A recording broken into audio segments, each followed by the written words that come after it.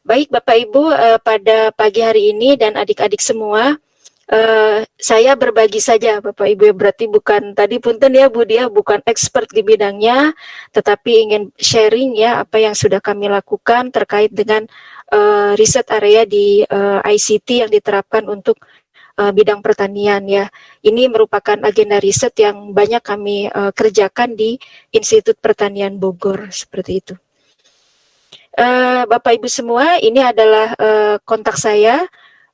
Jadi kiranya nanti ada yang ingin didiskusikan lebih lanjut ya oleh adik-adik mahasiswa, baik S1 maupun S2, silakan bisa berkirim email ke saya.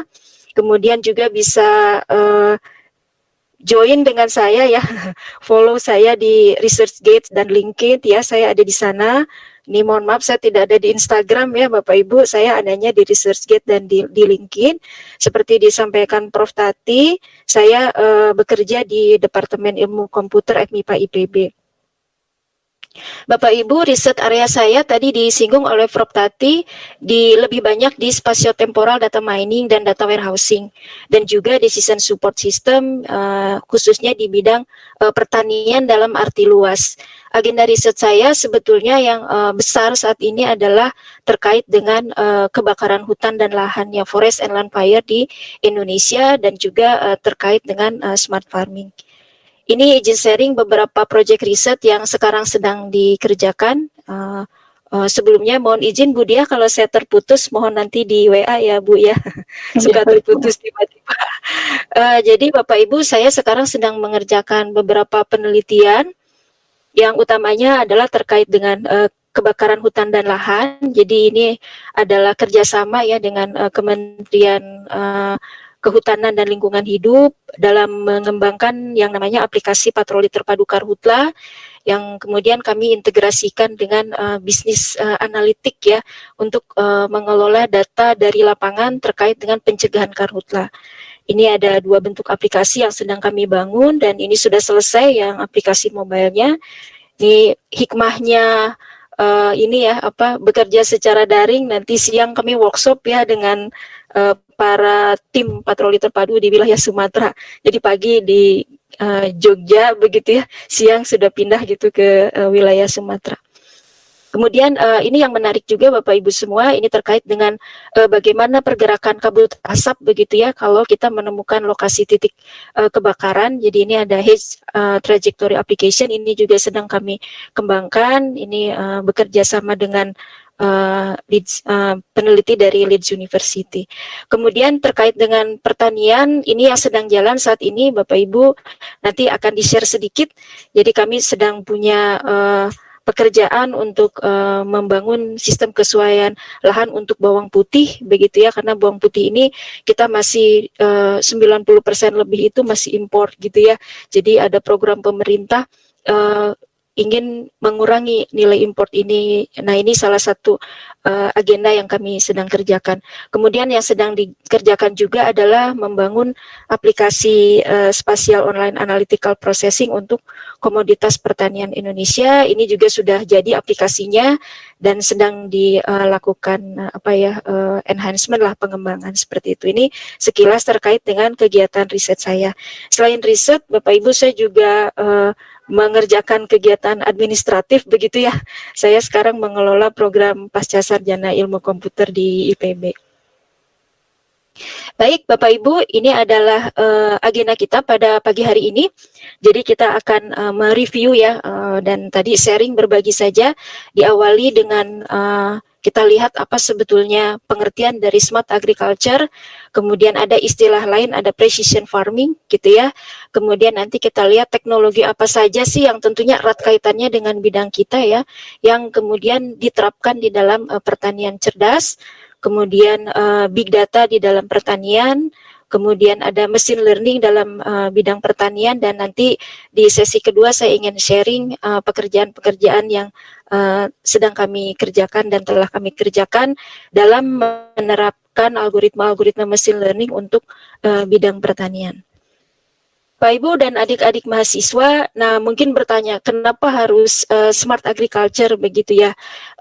Jawaban saya yang paling mudah adalah karena populasi terus bertambah dan kebutuhan utama dari setiap individu begitu ya, terutama human itu adalah makanan. Jadi makanan itu adalah kebutuhan utama yang kebutuhannya terus meningkat, bukan hanya dari segi kuantitas ya, tetapi juga dari segi kualitas supaya lebih bergizi masyarakat.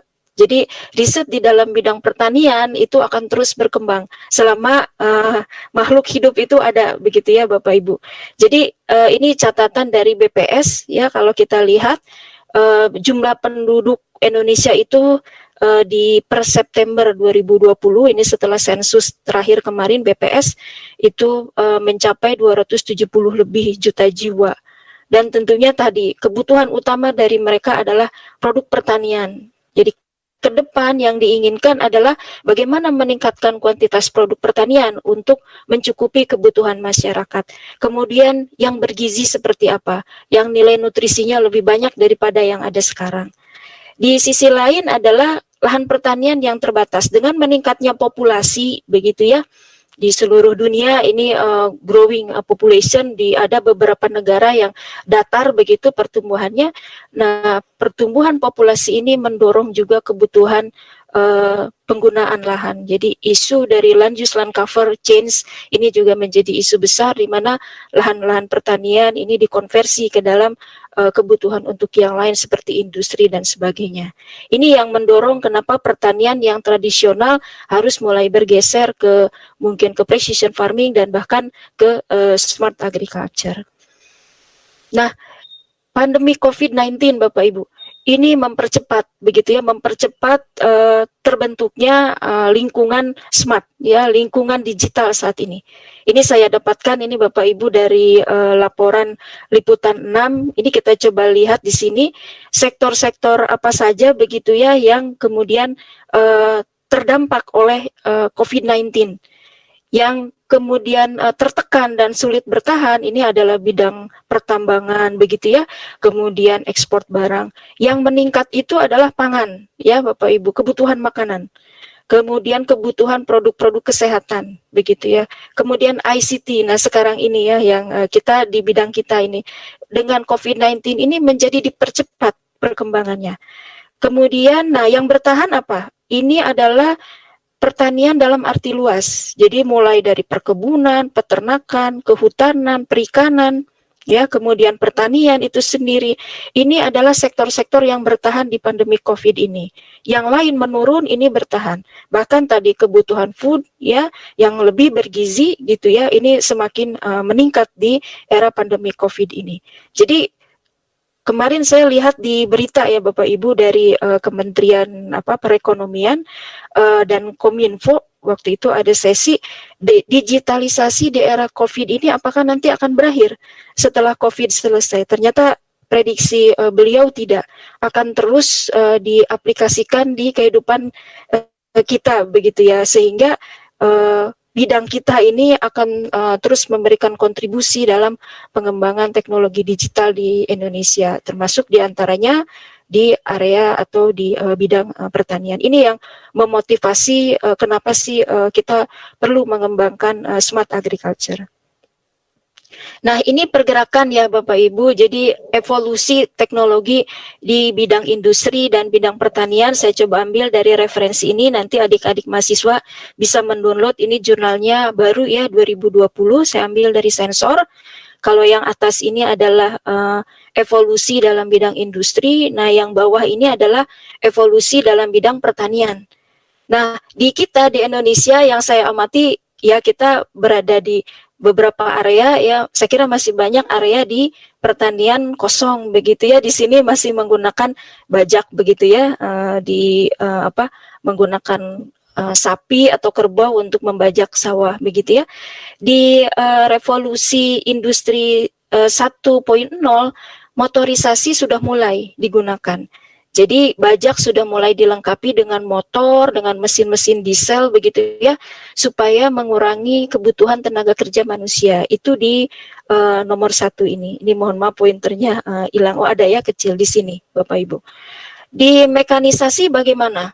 Mekanisasi ini nih teman-teman di teknik biomesin ya, biasanya kalau di kami di Fateta Bapak Ibu itu melakukan improvement dari kinerja traktor misalkan, supaya kalau semula misalkan sehari bisa sekian hektar membajaknya, dengan teknologi mekanisasi menjadi lebih luas lagi, powernya ditingkatkan, performance-nya ditingkatkan. Itu di era industri 2.0 begitu ya. Kemudian di 3.0 seperti apa? Nah, ini mulai muncul isu humanis. Bagaimana perangkat-perangkat atau alat-alat pertanian begitu ya, ini dirancang secara ergonomis supaya penggunanya menjadi lebih nyaman, tidak terganggu dari segi kesehatan begitu ya, dan juga sudah tidak mengeluarkan banyak tenaga, sehingga masuklah di sini elektronik. Itu adalah di pertanian 3.0. Nah, saat ini adalah sedang di sini ya Bapak Ibu, pertanian 4.0. Ini muncullah istilah yang namanya precision farming seperti itu. Teknologi-teknologi di bidang ICT ini sudah banyak digunakan di 4.0, diantaranya ada traceability begitu ya, kemudian ada cyber physical system dan banyak teknologi lain yang nanti kita coba lihat beberapa. Ini yang saya kira di Indonesia sekali lagi masih ada semuanya ya, mulai dari yang 0 sampai yang 4, yang 4 sedang jalan begitu. Sudah beberapa perusahaan menerapkan ini, begitu juga Kementan sudah mulai memiliki program untuk pengembangan smart farming.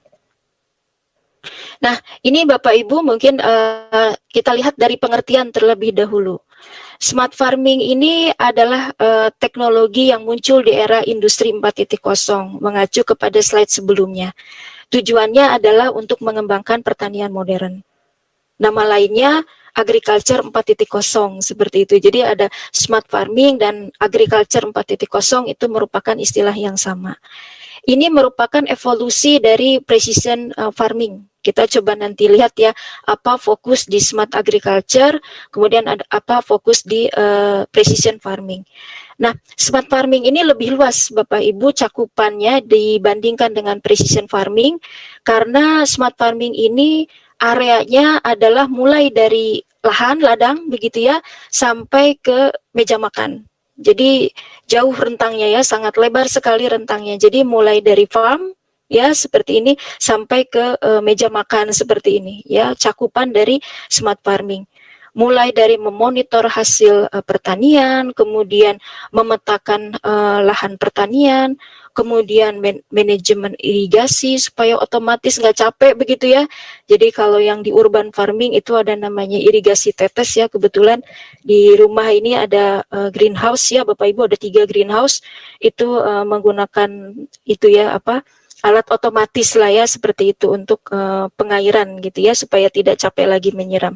Kemudian juga mencakup kalau ini lebih ke ladang ya Bapak Ibu, lahan. Nah, yang di bawah ini lebih ke bagaimana produk pertanian disampaikan kepada ke customer, mulai dari bagaimana menyimpannya, kemudian bagaimana deliverynya dan sebagainya. Jadi cakupan smart farming itu sangat luas. Jadi adik-adik yang tertarik riset di bidang smart agriculture itu tidak usah khawatir ya, kita bisa bergerak baik itu di sisi lahannya maupun sampai ke bagaimana produk itu di delivery ke customer seperti itu. Nah, ini cakupannya adik-adik semua. Jadi mulai dari ladang, ini apa saja yang kita bisa lakukan di ladang ya, atau di lahan pertanian ya, mulai dari di sini mengamati keadaan cuaca begitu ya, kemudian menduga estimasi produksi seperti itu, kemudian mengatur pemberian pestisida atau nutrisi ya, mungkin harus dikasih NPK, nitrogen dan sebagainya, itu bagaimana kadarnya, sehingga harapannya untuk satu tanaman dengan tanaman yang lain dosisnya berbeda sesuai dengan kebutuhannya. Itu adalah riset-riset di bagian farm management di ladang seperti itu. Begitu ya. Kemudian setelah itu adalah tumbuh begitu ya, kemudian menghasilkan yield. Nah, ini harvesting. Nah, mulai di sini teknologi robot ya adik-adik semua. Jadi bagaimana robot ini mulai dikembangkan untuk membantu petani dalam memanen, begitu ya, seperti itu. Jadi ada namanya harvest planning, kemudian tadi di sini ada peralatan-peralatan untuk mengambil ya hasil pertanian secara otomatis dan kemudian mengolahnya ya, seperti itu. Ini adalah di aspek pemanenan ya, seperti itu. Berikutnya setelah dipanen, apalagi yang bisa dilakukan kontribusi ICT di dalam bidang pertanian ini adalah dalam mengelola penyimpanan produk pertanian. Ya, jadi setelah diambil dari ladang masuk ke warehouse, nah di sana apa yang kemudian diukur kelembabannya, temperaturnya seperti itu, begitu ya. Nah ini masuk ke warehouse, nanti di sini apa namanya teknologi-teknologi IoT begitu ya, sensor itu menjadi banyak diterapkan. Itu di bagian warehouse ini. Bagaimana produk pertanian ini bisa disimpan dengan baik sehingga kualitasnya tetap terjaga. Seperti itu. Ini isu di dalam warehousing seperti itu. Kemudian berikutnya delivery ke customer. Begitu ya. Jadi delivery ke customer. Nah, di sini juga sekarang ya kalau Bapak Ibu lihat produk-produk susu untuk bayi ya, beberapa sudah kita bisa trace asal muasalnya dari mana, sapi yang dari mana begitu ya, pergerakannya itu bisa kita trace dengan teknologi blockchain seperti itu ya.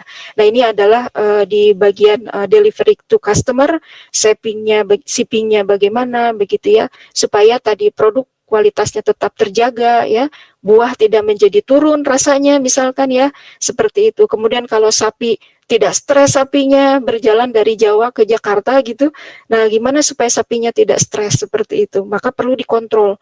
Mungkin kalau misalkan sudah ketemu pada perjalanan sekian dia akan capek, stres, diistirahatkan dulu, dikasih makan dulu, nanti berangkat lagi seperti itu. Nah, itu Bapak Ibu isu dari delivery produk pertanian ke customer. Jadi sekali lagi smart farming itu lingkupnya sangat luas ya, Bapak Ibu akan bergerak di mana, apakah di ladang ya, atau bahkan sampai ke ini ya pengiriman ke customer.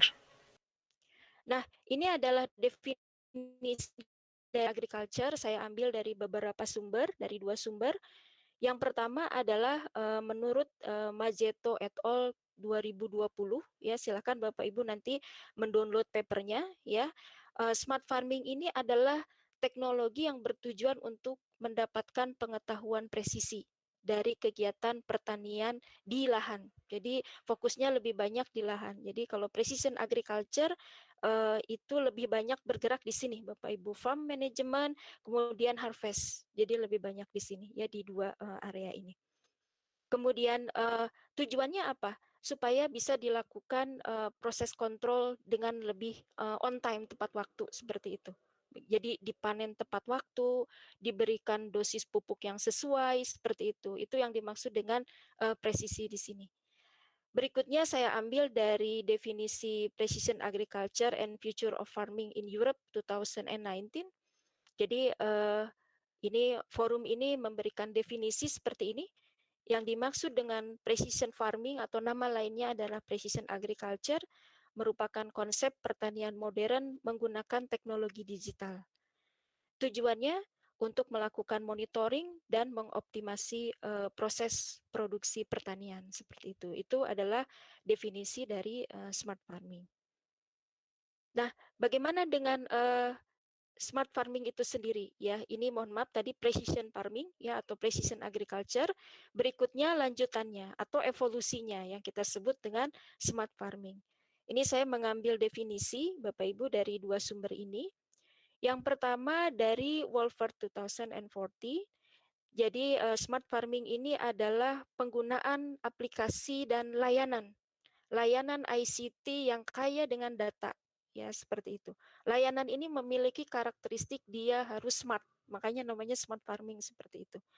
Nah, aplikasi dan layanan ini kemudian dikombinasikan ya dengan hardware ya. Jadi ini peranan dari teman-teman di bagian perangkat keras begitu ya. Contohnya bagaimana membangun traktor yang smart, kemudian membangun greenhouse yang smart, bukan hanya otomatis, dengan tujuan adalah untuk menghasilkan makanan yang lebih berkualitas seperti itu. Jadi ini sekali lagi rentangnya lebih luas daripada precision farming. Kemudian pencirinya lagi adalah bagaimana teknik-teknik atau sistem-sistem cerdas itu diterapkan di dalam aplikasi ini. Seperti itu. Yang kedua, ini ada juga definisi saya ambil merupakan penerapan teknologi data dan informasi untuk proses otomasi di sistem pertanian yang kompleks untuk decision support system bagi pertanian berdasarkan data real seperti itu, data aktual di lapangan seperti itu. Itu yang keyword yang penting di definisi yang kedua ini adalah sistem pertanian yang kompleks, sehingga mungkin metode-metode yang yang konvensional menjadi sulit diterapkan. Kemudian keyword kedua adalah decision support bagi farmers berdasarkan data reals. Jadi sekali lagi cakupannya itu tidak hanya mesin untuk memonitor atau mengoptimalkan proses produksi pertanian, tetapi mengcover seluruh kegiatan pertanian dari ladang sampai ke meja makan. Itu yang kita nyatakan sebagai smart farming. Jadi teknologi apa saja yang ada di smart farming tadi untuk kemudian sistem cerdas masuk ke ranah area ini, maka beberapa teknologi diterapkan ya Bapak Ibu. Jadi yang pertama itu yang sering kita kenal ada yang namanya IoT, kemudian sensor ya, kemudian aplikasi-aplikasi berbasis lokasi, kemudian ada robotik ya dan kecerdasan buatan. Ini saya kira yang emerging ya, teknologi yang banyak diterapkan di smart farming. Tujuannya sekali lagi adalah untuk meningkatkan baik itu kuantitas maupun kualitas dari hasil pertanian. Dan plus satu lagi ingin mengefisienkan penggunaan tenaga kerja. Jadi ini bagi adik-adik nih mahasiswa S1 ya, mungkin ke depan ingin jadi petani. Nah, kan nggak mau dong ya menggarap sawah, mencangkul atau tadi ya bawa traktor. Nah, ini mungkin teknologi-teknologi cerdas bisa diterapkan. Karena ke depan labor itu ingin diminimumkan kebutuhannya untuk mengelola pertanian. Ini peranan dari smart agriculture. Kemudian precision agriculture sekali lagi adalah penerapan dari teknologi digital untuk memonitor dan mengoptimumkan produksi pertanian.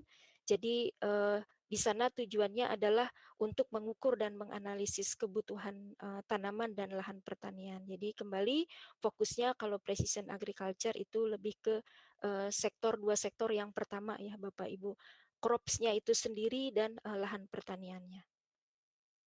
Nah, ini mungkin ilustrasi ya bagaimana nih bidang kita artificial intelligence ini berkontribusi di berbagai aspek di dalam pertanian dalam arti luas.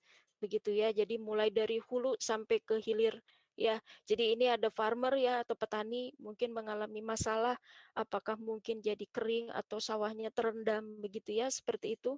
Nah, kemudian di bawah ini dicoba diterapkan teknologi untuk problem solving mulai dari menggunakan robotik ya, di sini traktor dengan multi robot jadi otonomus, tidak perlu ada drivernya, bisa bergerak sendiri begitu ya. Kemudian water management ya, jadi supaya tidak kena banjir bagaimana ya. Kemudian di sini ada drone mengcapture lahan-lahan pertanian maupun mengidentifikasi cropsnya. Jadi data diambil, dikombin sama weather data ya, memprediksi curah hujan ini kapan akan tinggi, kapan akan rendah begitu ya. Nah, ini semua bisa kita olah menggunakan artificial intelligence ya. Tujuannya apa? Harapannya adalah tadi produk pertanian, hasil pertanian menjadi lebih optimal gitu ya dengan adanya support dari artificial intelligence. Harapannya kemudian produknya di delivery ke customer. Nah, ini kita bisa lihat ilustrasinya ya adik-adik semua. Mungkin ke depan mungkin ya. Kalau sekarang Gojek nanti ada vehicle yang tanpa awak begitu ya, mengirimkan produk pertanian ya, seperti itu. Nih kalau sekarang kan di COVID-19 mungkin pernah lihat ya yang melakukan pengiriman drone gitu ya. Isunya adalah tadi bebannya terbatas kan begitu ya. Nah, ini mungkin saya ambil dari situs di ini ya di Jepang, ini ada Bapak Ibu bisa dilihat linknya. Jadi produk dikirimkan ya ke customer secara menggunakan driving delivery vehicle. Tujuannya apa ya? Mungkin tadi ya mengurangi limbah dan sebagainya. Nah, kemudian di sini ini menarik juga nih ya. Mungkin setelah produknya sampai ke customer ya diberikan penilaian ya rekomendasi dan sebagainya melalui sosial media begitu ya, atau menggunakan aplikasi-aplikasi mobile, ini juga datanya bisa kita analisis menggunakan artificial intelligence. Nah, AI tidak bisa berdiri sendiri, Bapak Ibu semua. Di sini ada teknologi-teknologi yang lain ya yang mendukung pertanian cerdas, ada machine learning ya Bapak Ibu, kemudian kecerdasan buatan tentunya tadi sudah diilustrasikan, kemudian sains data dan data mining ya, kemudian ada big data analytic, Internet of Things, kemudian blockchain ya, robotik ya, tadi dari ilustrasi tadi traktornya sudah dilengkapi robot, kemudian ada drone dan satellite images, kemudian perangkat-perangkat mobile seperti ini. Ini saya kira emerging technology di smart agriculture. Silakan nih adik-adik yang sukanya di riset blockchain gitu ya. Nah mungkin kalau yang tertarik bisa arahannya sekarang ke bidang pertanian begitu ya. Bagaimana produk pertanian tertentu mulai dari ladang sampai ke customer recordnya tercatat terus begitu ya dengan teknologi enkripsi ya di keamanan informasi, itu konsep dari blockchain. Nah, Bapak Ibu, tentunya saya tidak akan membahas semua aspek ini dan memang juga riset saya seperti disampaikan oleh Prof. Tati saya banyak di data mining dan sains data ya Bapak Ibu semua, kemudian juga di business intelligence yang merupakan bagian dari teknologi big data. Silakan adik-adik semua ini bisa mengeksplor lebih lanjut ya teknologi-teknologi ini diterapkan di dalam blockchain. Mungkin nanti juga saya akan menyampaikan terkait dengan machine learning di dalam agriculture.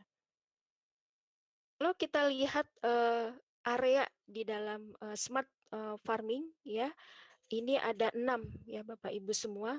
Ini adalah riset-riset area yang kita bisa masuk di dalamnya. Yang pertama itu adalah teknologi sensing. Nah ini di dalamnya ada tadi disampaikan ada citra-citra satelit begitu ya, kemudian ada IoT seperti itu. Ini yang pertama adalah teknologi-teknologi sensing.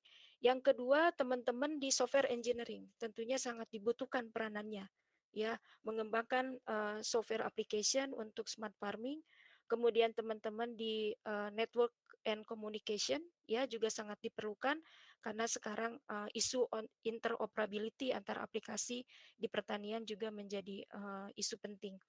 Kemudian teknologi positioning ini sangat dibutuhkan ya karena inginnya sekarang aspek presisi ini, jadi kalau ada tanaman di area tertentu maka pemberian dosisnya akan berbeda dengan tanaman di area yang lain seperti itu, di area lain dan keadaan lingkungan yang lain. Nah ini positioning ini menjadi sangat penting. Kemudian hardware software tadi sudah pasti, jadi aplikasi-aplikasi cerdas tidak bisa berdiri sendiri, dia harus bekerja sama dengan hardware seperti itu. Seperti tadi traktor dengan robot begitu ya, kemudian robotika dengan sistem cerdasnya dan seterusnya. Yang tidak kalah penting adalah ini, kemampuan analitis ya dari kita sebagai pengembang atau sebagai researcher di bidang smart agriculture ini menjadi sangat penting. Kenapa demikian? Karena data ini sudah variety, tipenya sudah bermacam-macam. Begitu ya, kemampuan analisis data harus lebih diasah ketika kita ingin mengembangkan smart farming. Ini saya kira 6 riset area yang kita bisa masuk begitu ya untuk mengembangkan future agriculture di kita ya di negara Indonesia ini. Nah, Bapak Ibu, saya coba lihat ini di World Economic Forum ya, di World Economic Forum yang 2020 ya, nanti silakan bisa dilihat dokumennya, ini menarik. Di sana ada satu bagian menjelaskan teknologi yang kira-kira akan diadopsi di 2025. Jadi ini masih prediksi ya Bapak Ibu semua di berbagai sektor. Nah, yang menarik di sini di bidang pertanian ya. Di bidang pertanian ini kalau kita lihat yang paling besar porsinya itu adalah big data analytic. Jadi adik-adik ini yang senang dengan big data analytic ya, menjadi data scientist, ini prospeknya cerah nih di 2025 ya, hampir di semua sektor. Ini kalau kita lihat di otomotif, kemudian juga ada di customer ya, kemudian ada di digital communication, digital ICT lah ya, Kemudian ada lagi di bidang pendidikan. Ini Big Data Analytics akan banyak digunakan. Diprediksi 2025 akan banyak digunakan. Termasuk di pertanian. Dia paling tinggi porsinya dibandingkan dengan riset area yang lain. Yang kedua adalah cloud computing. Apalagi sekarang dengan pandemi COVID, digitalisasi jadi dipercepat ya, sehingga komputasi awan ini menjadi emerging juga teknologi sekarang dan sampai nanti akan banyak digunakan di 2025. Diikuti berikutnya adalah bidang kita Bapak Ibu, artificial intelligence. Di dalamnya ada machine learning ya, NL, natural language processing dan seterusnya. Ini diikuti dengan area yang berikutnya ada bioteknologi, VR ini sedikit ya, virtual reality sedikit, kemudian modeling. Tapi yang paling tinggi ini 3 area yang menarik buat saya. Big data, cloud computing, sama artificial intelligence. Ya, ini akan banyak diterapkan di bidang agriculture. Tujuannya tadi ya Bapak Ibu untuk mensupport titik kosong atau smart agriculture. Nah, kita coba lihat tentang big data karena ini nomor 1 urutannya di forum tadi ya. Jadi ini adalah teknologi yang katanya paling banyak nanti diadopsi. Jadi World Economic Forum ini melakukan survei Bapak Ibu. Jadi survei ke beberapa perusahaan di beberapa negara berkembang maupun sedang berkembang. Nah, kemudian mereka menghasilkan summary, contohnya seperti tadi. Big data, ini review mungkin adik-adik semua sudah mengenal. Big data ini bukan hanya kita berbicara terkait dengan volume dari data, begitu ya. Jadi kalau volume data itu asal muasal munculnya data mining, begitu ya. Jadi kalau kita belajar data mining, mesti kalau baca sejarahnya dia muncul karena volume data yang besar. Big data tidak hanya karena volume data yang besar, begitu ya. Tetapi ada aspek yang lain. Yang pertama adalah big data meliputi juga teknik bagaimana menganalisis data yang kita punya, kemudian tools yang kita gunakan, kemudian juga framework. Ya. Nah, ketika dimiliki karakteristik seperti ini, maka teknik komputasi tradisional ini menjadi tidak cukup baik kinerjanya ketika kita terapkan di dalam big data. Siapa saja, area mana saja yang memberikan kontribusi pada pengembangan big data, sosial media, tadi mungkin ya kita review produk pertanian, ini makanan yang enak yang mana begitu, diterapkan oleh e-commerce ya sekarang ini. Jadi ini adalah penyumbang big data nih Bapak Ibu semua. Kemudian dari riset-riset menggunakan DNA sama disease. Kemudian tadi ya sensor-sensor IoT yang merekam data di lapangan atau mungkin di greenhouse setiap saat, real time begitu ya, sehingga volume data menjadi besar. Kemudian file-file elektronik ya, kemudian juga transactional bisnis seperti itu, misalkan di e-commerce atau aplikasi yang lainnya. Kumpulan-kumpulan ini ya, area-area ini kemudian menghasilkan data dengan berbagai jenis. Kita mengenal 3 jenis data, Bapak Ibu, di dalam big data. Ada yang terstruktur, ada yang tidak terstruktur, ada yang semi terstruktur. Yang terstruktur ini lebih mudah mengolahnya karena dia bentuknya sudah dalam bentuk relasi kolom baris gitu ya, sehingga teknik-teknik data mining basic itu kita bisa terapkan. Yang ketiga, unstructured data. Nah, ini yang ada. Kita mendapatkan log file dari akses ke aplikasi mobile misalkan, atau mungkin data-data tweet ya, baik itu kontennya maupun metadatanya seperti itu ya. Ini dari media log ya. Kemudian mungkin dari data PDF atau dari data teks atau yang lainnya. Itu adalah bentuk-bentuk unstructured data. Saya pindah ke relational data, maka dipindahkan dulu ke semi-structured data. Jadi contoh yang paling banyak semi-structured data itu adalah XML data ya Bapak Ibu. Jadi isu integrasi data ini sangat penting di dalam era big data ini, khususnya pada saat kita ingin mengintegrasikan data yang tipenya berbeda ke dalam satu repository. Begitu.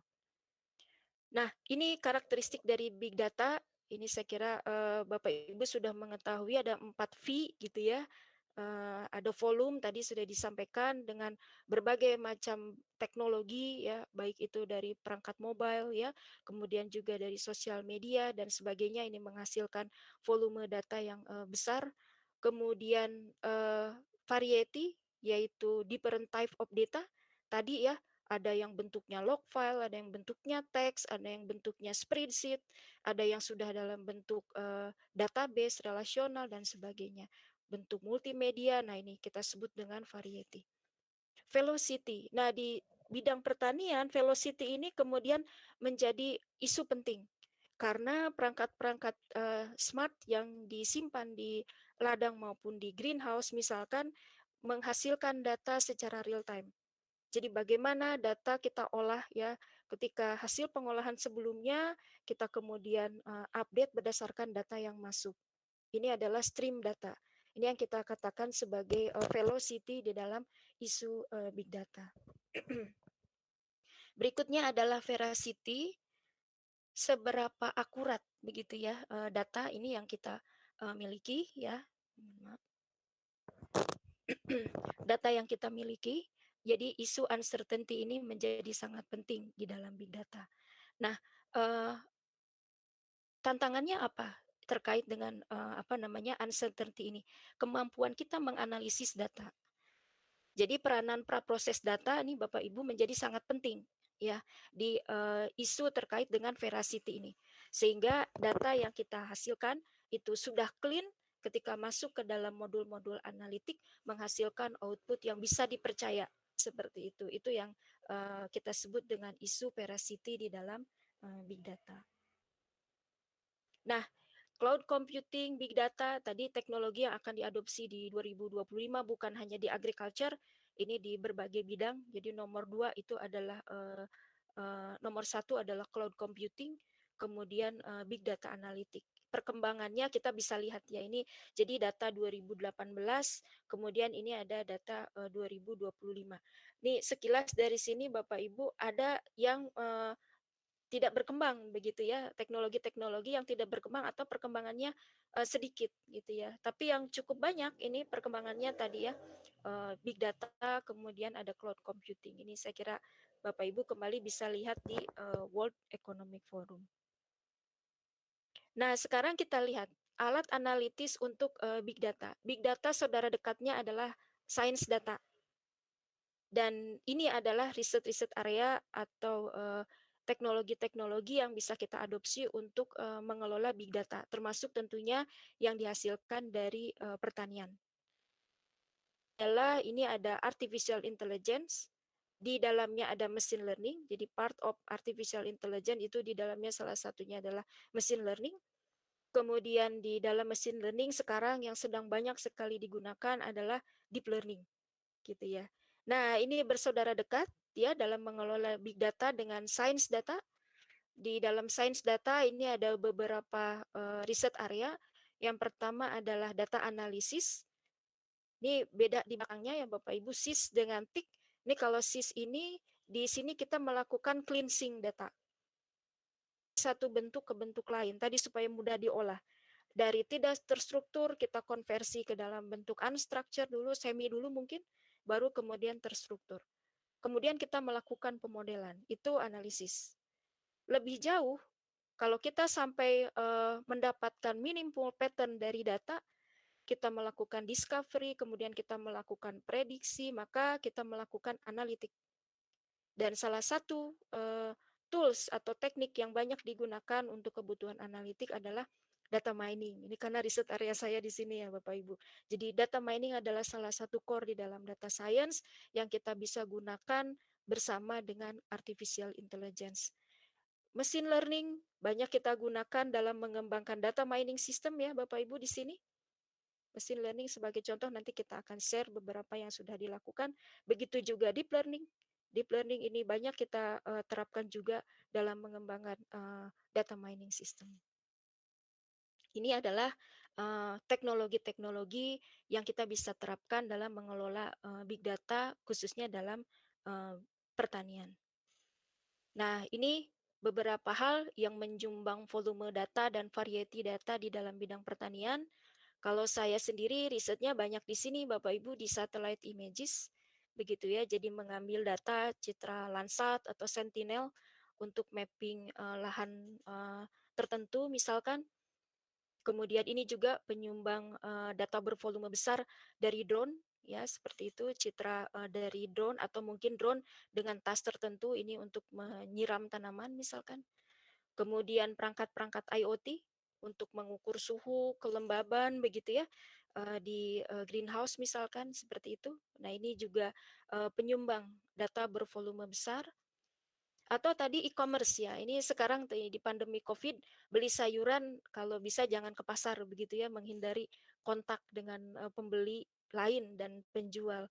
Maka pesannya menggunakan misalkan Tani Hub gitu ya, sayur box gitu seperti itu. Nah ini Tani Hub ini luar biasa dengan pandemi ini 30 retail perusahaan sudah bergabung gitu ya. Nah ini menghasilkan volume data yang besar. Apa yang menarik mungkin kalau di bidang kami misalkan membuat rekomendasi sistem, menganalisis tren produk pertanian yang banyak dikonsumsi oleh masyarakat gitu ya. Nah ini adalah data-data dari e-commerce. Ini juga sayur box ya Bapak Ibu. Nah ini promo ya. Nah ibu-ibu biasanya suka lihat promo ya. Saya maksudnya ya seperti itu. Baik itu aplikasi web maupun aplikasi mobile. Nah ini siklus bagaimana big data itu terbentuk di dalam bidang pertanian. Jadi mulai dari di sini ada smart control robot gitu ya, atau mungkin tadi perangkat-perangkat sensor lainnya, dia akan menghasilkan data dari sini, kemudian akan diolah oleh sistem monitoring atau smart sensing system, di sini akan diolah. Kebutuhannya nanti adalah oleh data scientist gitu ya, atau data analisis. Di sini ada smart analyze and planning ya dari hasil-hasil ini. Kemudian hasilnya nanti akan memperbarui perilaku dari smart control. Jadi muter terus seperti ini. Nah, aliran ini Bapak Ibu menghasilkan volume data berukuran besar yang dihasilkan dari pertanian. Mulai dari tadi ya terkait dengan crops, kemudian peternakan dan seterusnya. Kemudian ini perilaku alatnya atau hardware atau perangkat yang lain ya atau alat-alat pertanian, traktor dan sebagainya. Jadi di dalam siklus ini ada 3 operasi yang atau kegiatan yang terjadi, smart sensing and monitoring ya, ini. Kemudian ada analisis dan planning ya di sini. Kita nih perlu di sini ya punya kemampuan terkait dengan artificial intelligence dan data science.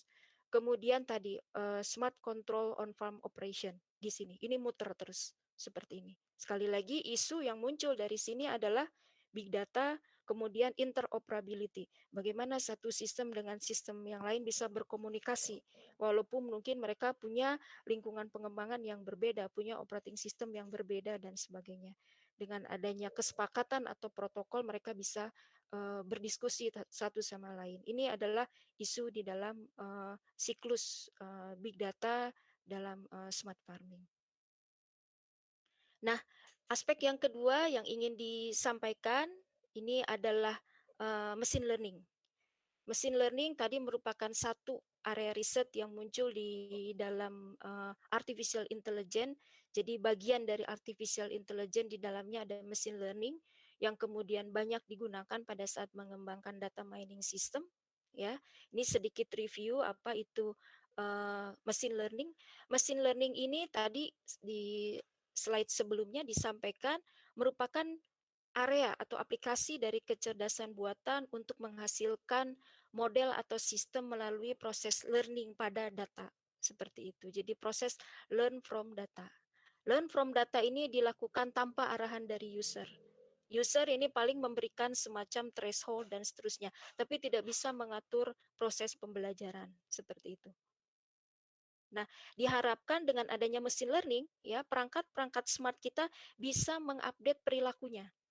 Jadi kalau sekarang mungkin ya dia bisa mensensing sekian gitu ya tanpa ada kendala katakanlah seperti itu dengan kemudian menerapkan machine learning dan data yang dia record dia bisa memperbaiki perilakunya supaya lebih akurat lagi seperti itu. Perilaku itu sederhananya tadi katakanlah kita bisa melakukan prediksi atau mungkin tadi mengatur pergerakan robot ya Bapak Ibu. Itu kira-kira sedikit tentang machine learning. Nah, kita mengetahui beberapa jenis machine learning. Jadi ada yang supervised, ada yang unsupervised ya Bapak Ibu. Yang supervised itu ada klasifikasi, kemudian ada regresi. Ini kalau label dari datanya adalah kategorikal, ini kalau label dari datanya adalah numerik begitu ya. Jadi di sini objek kita itu harus memiliki label atau kelas. Kemudian ada unsupervised, ini juga banyak kita terapkan ya untuk mengelompokkan data, contohnya ya, mengklasterkan data untuk mengetahui pola umum dari data yang kita punya. Kemudian ada juga semi supervised learning ya. Ini biasanya kita terapkan kalau data dengan labelnya itu tidak terlalu banyak begitu ya. Jadi umumnya datanya tanpa label, yang ada labelnya cuma sedikit. Nah, mungkin karena mahal begitu ya menentukan kelas itu, maka pendekatan semi supervised bisa kita terapkan.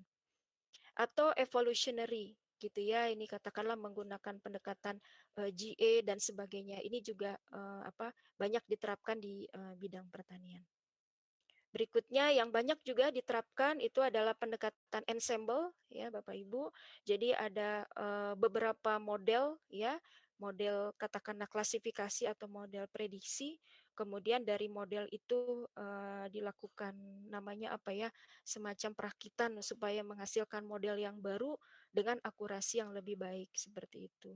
Nah, ini ada biasanya ada base learner begini ya, itu yang kemudian dibangun apakah dari algoritma yang sama atau algoritma yang berbeda untuk memprediksi new data. Hasil prediksinya kemudian digabungkan ya menggunakan di sini yang sederhana menggunakan majority vote. Ini konsep dari ensemble. Ini mulai banyak diterapkan di bidang pertanian.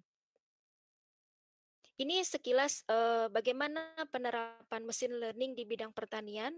Saya mengambil dari jurnal ya Bapak Ibu. Ini ada mesin learning in agriculture di 2018. Silakan adik-adik yang tertarik bisa mendownload papernya. Ya, mesin learning di dalam pertanian. Kita lihat area mana saja yang mesin learning sudah banyak diterapkan di dalamnya.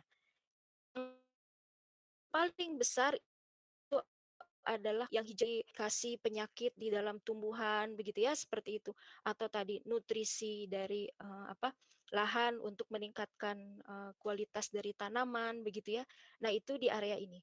Jadi 61% ya Bapak Ibu, ini riset machine learning di agriculture ini di area ini, crops-nya. 90% ini di livestock, peternakan. Jadi riset-riset di learning di bidang peternakan ini di Indonesia masih belum terlalu banyak Bapak Ibu. Jadi ini area riset yang kita bisa masuk nih ya. Yang menarik misalkan tadi ya, bagaimana sih kesejahteraan sapi. Mulai dia berjalan atau dipindahkan dari kandangnya terus sampai di Jakarta misalkan untuk kurban. Nah, ini supaya sapinya tidak stres harus gimana? Itu pendekatan-pendekatan sistem cerdas banyak dibutuhkan di sini. Itu namanya livestock ya, Bapak Ibu. Nah, ini ya yang masih sedikit ini. Yang mana ya? Yang ini rasanya yang 7% ini masih sedikit. Jadi kalau mau riset di bidang ini ya menarik. Kemudian yang cukup besar lagi adalah manajemen air, water, pengairan. Ini juga banyak dilakukan. Ini dan yang lain ya, disease ini ada 22. Ini yang disease ya, identifikasi penyakit itu banyaknya di sana. Ya, algoritma apa saja yang banyak diterapkan. Jadi dalam machine learning ini adalah metode-metode yang banyak diterapkan menurut paper ini ya Bapak Ibu. Yang pertama adalah artificial intelligence dan deep learning. 20 paper yang direview oleh jurnal ini begitu ya, menerapkan deep learning dan artificial intelligence. Kemudian yang menang lagi adalah super vector machine. Kemudian di sini ensemble ya, ensemble ini juga banyak digunakan di sini. Warna-warna di sini ini adalah terkait dengan domain agriculture-nya seperti itu.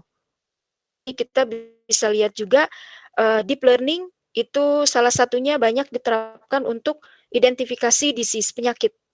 gitu ya. Jadi di kami nih risetnya misalkan mengidentifikasi daun melon mana normal abnormal. Abnormal itu mungkin kena hama seperti itu ya. Nah ini cukup besar juga. Kemudian soil management di sini. Jadi deep learning ini sekarang sedang banyak diterapkan termasuk di pertanian. Clustering ada di sini ya Bapak Ibu, sedikit ya, tidak se jumlah papernya ya. Tapi sekali lagi adalah berdasarkan literatur review yang dilakukan oleh ini di 2018, mungkin bergeser lagi begitu ya datanya seperti itu. Nah, ini dari segi datanya yang diolah menggunakan machine learning itu bisa bentuknya image ya, data-data unstructured seperti itu atau data relasional tadi, data terstruktur. Jadi umumnya itu masih bergerak di sini, Bapak Ibu, data-data dalam bentuk record, data terstruktur. Kemudian digital image ini yang menempati urutan kedua yang banyak diolah menggunakan machine learning, termasuk saya banyak di sini Bapak Ibu ya. Kemudian hyperspektral ini sekarang sudah mulai digunakan juga. Kemudian NDVI kan untuk menganalisis dari pakan ternak. Nah, dilihat dari nilai NDVI-nya. Kalau sudah mencapai nilai tertentu, sapinya kita lepas ke ladang seperti itu. Kalau belum, berarti nutrisinya masih belum banyak, jangan kita kandangin aja seperti itu. Itu contoh penerapannya. Kemudian ini juga dari segi algoritmenya ya, nanti bisa dilihat sama ya seperti tadi, ini pemenangnya masih deep learning begitu ya, kemudian support vector mesin seperti itu. Ini sekilas bagaimana machine learning diterapkan di bidang agriculture. Nah, untuk mengetahui lebih detail terkait dengan implementasinya atau penerapannya bisa melihat ya di referensi ini.